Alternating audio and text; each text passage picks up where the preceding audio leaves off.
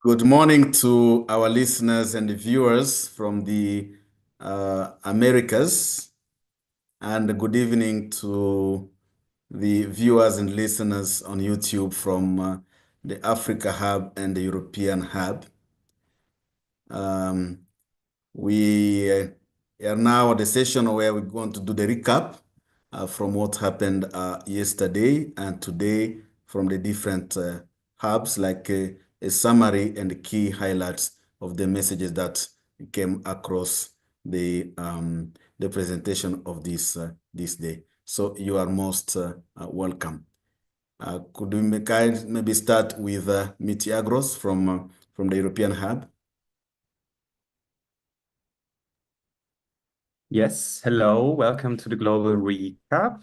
Let me quickly go into my notes so that I can summarize first. So, today the European Hub had 5 attendees. We heard from Dr. Jimenez, from Dorothee Kremer from the non-governmental organization Sea-Watch. We heard from Dr. Logiswaran, from Imina Firdiak, from Youth for Peace, and from Laila Hassan Dedic Dapo, who also works for Youth for Peace, for URI, and for Religions for Peace.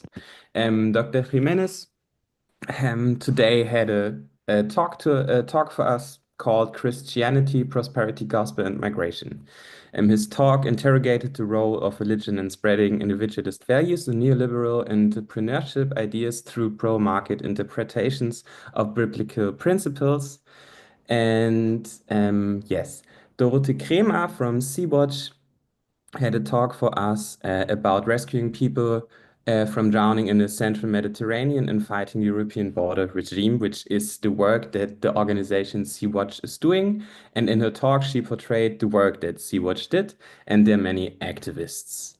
Dr. Logiswaran, who joined us for the talk, for our talk today, had a talk called Protective Coping, why it's important to know the perspective of those affected by discrimination. And in this talk, Dr. Logiswaran told us about the strategy of protective coping. She introduced and described it, and protective coping is an empowering approach that encourages a change of perspective. Emina Firiak, who is a project coordinator within Youth for Peace, today also joined us with her talk about faith beyond borders, interfaith collaboration to support people on the move. And her presentation explored the interfaith imperative to welcome strangers as a shared value across diverse religious traditions, and of course, to get to know that the stranger is not a stranger, but actually thy neighbor.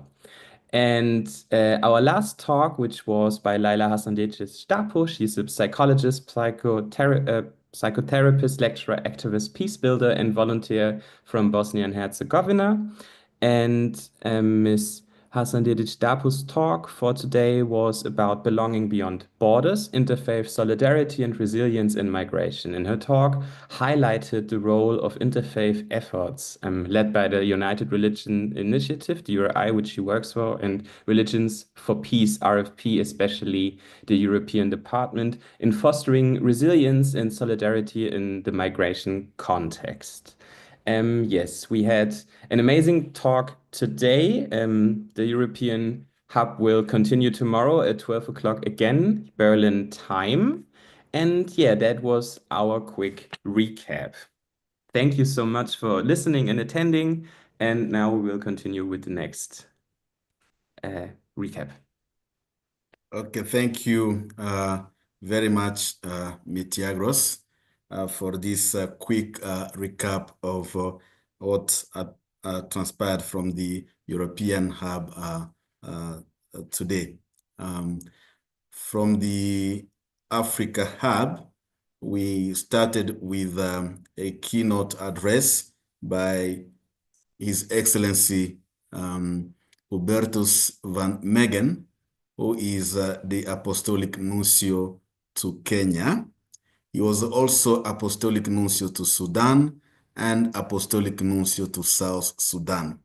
So he's very much aware of the situation of refugees, migrants, and displaced people.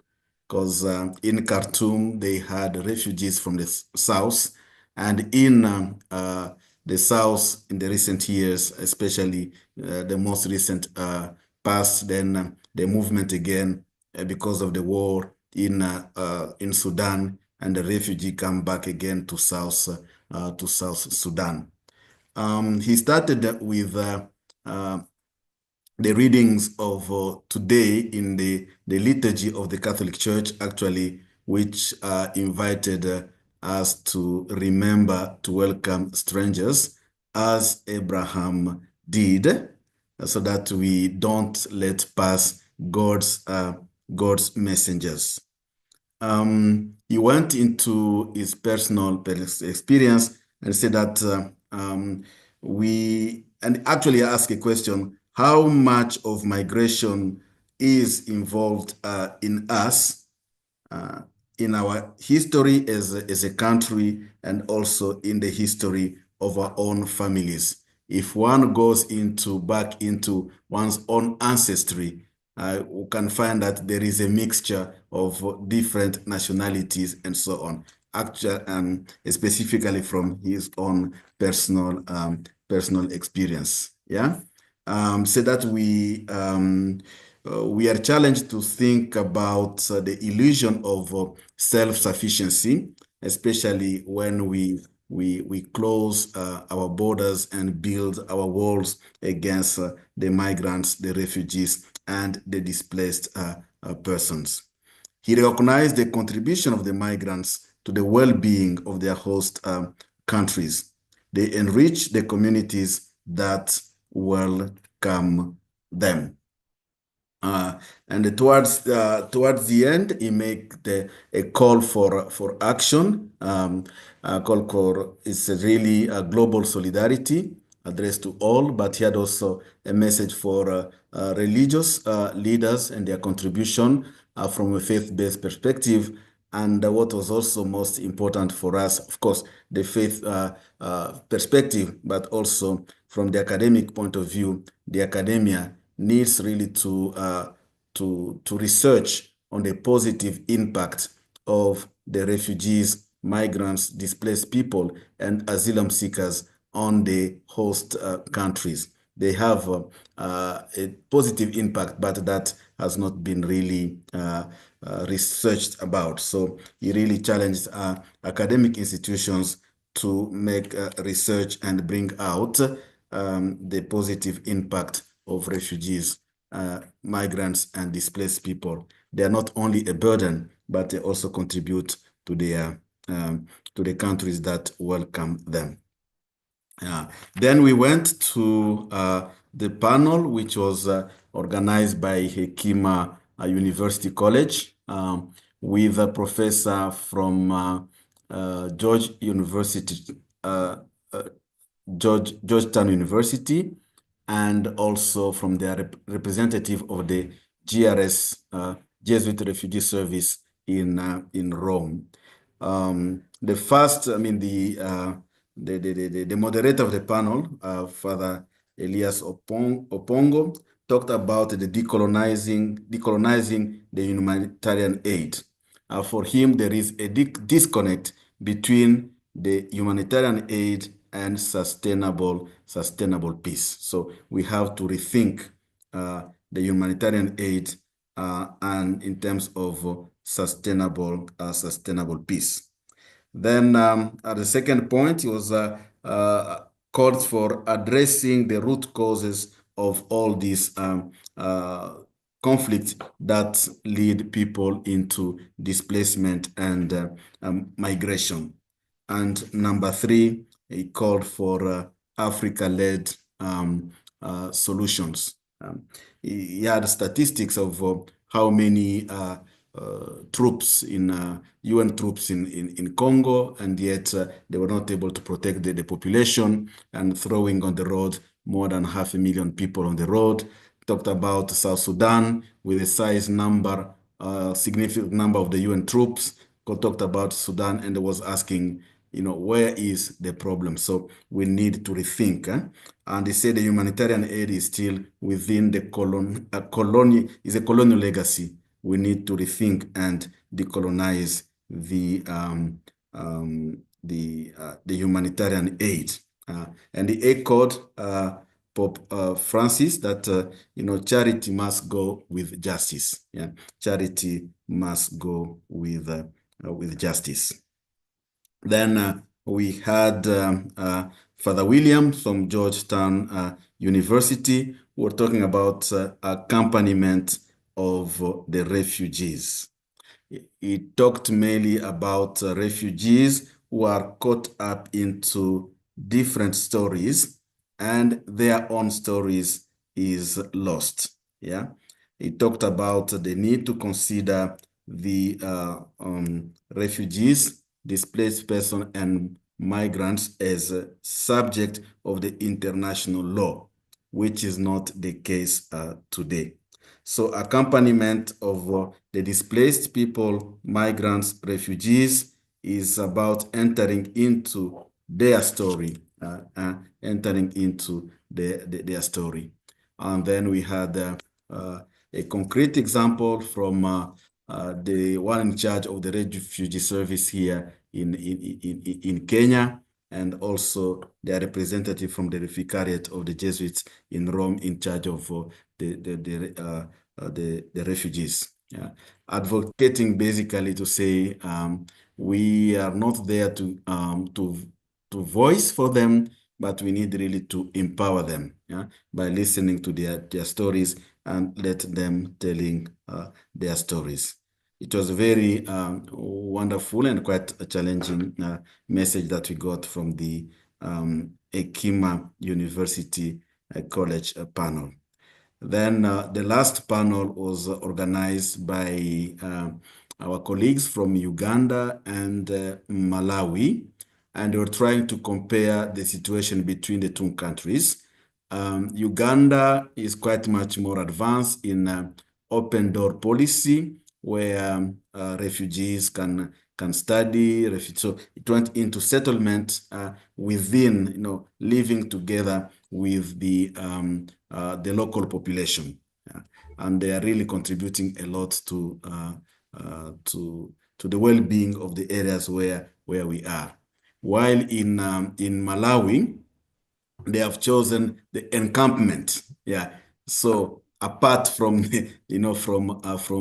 from the community. Yeah. And it's only recently that the Malawi started now thinking about the Refugee Migrant Act, and the two presenters from Malawi are part of the Malawian Law Society. They are really involved into improving the laws so that they can also improve the well-being of the migrants, refugees, and displaced people, including also asylum seekers. Yeah. So then they were challenged to learn from each other. So it's a kind of a cross boundaries. It's a comparison between Malawi and Uganda and their policies towards the refugees, migrants, and displaced people. Yeah. So I may also continue with the wonderful keynote address that we had from His Eminence Michael Cardinal Czerny from the Dicastery for Promotion of Human and Integral Development in Rome, who was talking about migration and refugees. So this is more or less what appeared into the different presentation that we had. So I don't know if there is somebody who can just say quickly about the Americas Hub. Yes, Mary? Hello, everyone. It's such an overwhelmingly wonderful conference that we all are participating in, about our human family and how we are all members of that family, and we owe each other respect and dignity. Bishop Mark Seitz of El Paso, Texas, opened the Americas Hub with his keynote speech or presentation on our obligation to care for each other It is a gospel imperative that Jesus gives us. When we look at a refugee, at a displaced person, at a migrant, we should see the face of God. Second was a panel of concerned and active voices, activists and advocates for refugees, migrants, and displaced people, gave their firsthand experience about caring for people, and also gave us tips on how ordinary people can get involved. They spoke of the current situation because of the Trump administration and the cruelty that is happening across the United States, and how it can be confronted and overcome. Next, Joanna Thurman talked about the problems caused by the crisis of the climate change, the climate crisis that we are all undergoing, but how it affects the poorest of the populations and the most vulnerable, and how it is intricately combined with the refugee crisis and causing climate refugees and displacement. Finally, Kevin Appleby, who is a member or who works for the United Nations Global Compact for who works for, the United Nations Global Compact for Safe, Orderly, and Regular Migration. He talked about how people can get involved and how this particular compact should be upheld and how it is really being ignored. We look forward to continuing this conference and being in solidarity with our global family. Thank you. So thank you very much for this global recap. Let me maybe ask Augustine of his own personal impression and maybe remarks of how the panels of this day, because he attended both the first panel and the panel for Uganda and Malawi. Augustine, welcome. Yeah, thank you for the innocent and everybody who is online. It's been a very, very great day. I've enjoyed the conversations. Beginning from, I missed the very introductory, but a colleague took me through, especially the keynote address of the Nuncio of Kenya and South Sudan. The next panel for the Dr. Elias and Professor Elias and Professor William, and then the people sharing with us the experiences from the refugee, from the voice of the refugees were also interesting. For Dr. Elias, I think what really, really impressed me and touched me so much was the issue of decolonizing humanitarian aid, and also how humanitarian aid creates a tendency of dependence. And then also from a peace and conflict perspective, that he challenges us that over and beyond accompanying refugees, there should be long-term solutions and short-term fixes, addressing actually the real root causes of conflict, so that we can cut down on the refugee movement and also the migration. And for Professor William, it was a very, very interesting, edifying session. He speaks about what really means to accompany migrants. And I just heard another speaker giving the insights from the bishop from the Americas, speaking about seeing the face of God in the refugees and migrants.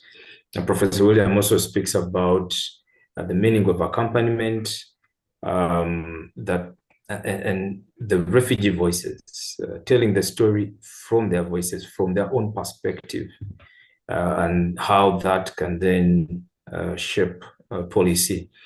And then from our own panel, yeah, it was very interesting. By the way, Father Innocent, you may, it was interesting. As a group, we did not even have a session as a panel to, sit and talk about what we're going to share about. No, brother just brought us together and told us, guys, this is it.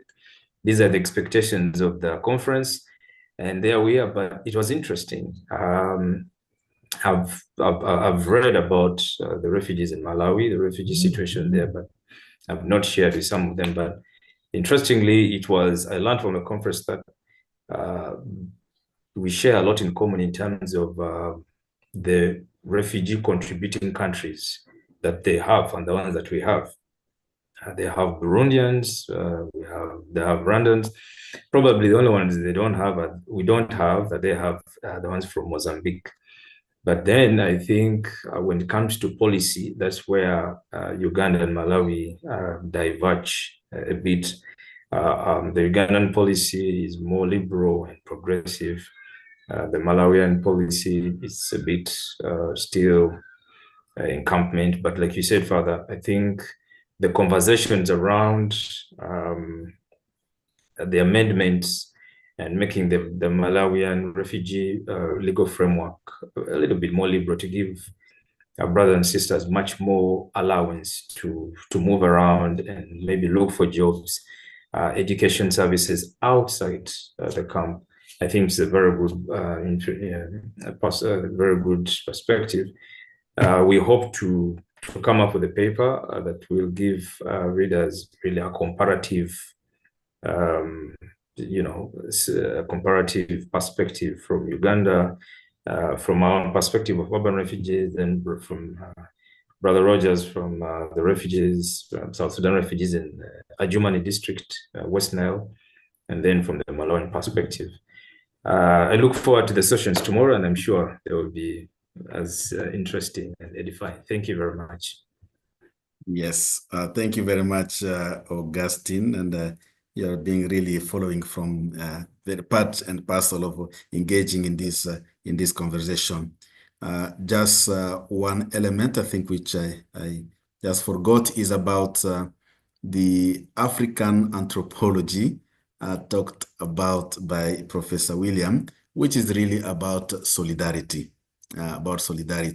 He talked about the Ujamaa, and that is the time of President Julius Nyerere from Tanzania, and also the Ubuntu, which is the person exists because of the community. We are because I am, and I am because we are, which is really solidarity is entrenched in African spirituality. It did not develop much, but that's something which goes in line with Africa-led solutions and the decolonization of humanitarian aid that Professor Elias Opong talked about this morning. So that is basically about today's session and the one of yesterday in the Americas hub. And we'll be continuing now with the second day in the Americas hub. Yusuf and Mary. Yeah, thank you very much, Father. Okay. The Americas Hub will be continuing into approximately an hour and a half. So for our viewers and listeners, we'll be continue in 1 hour and a half to join the Americas Hub. Yeah. So thank you very much. Then we can disconnect.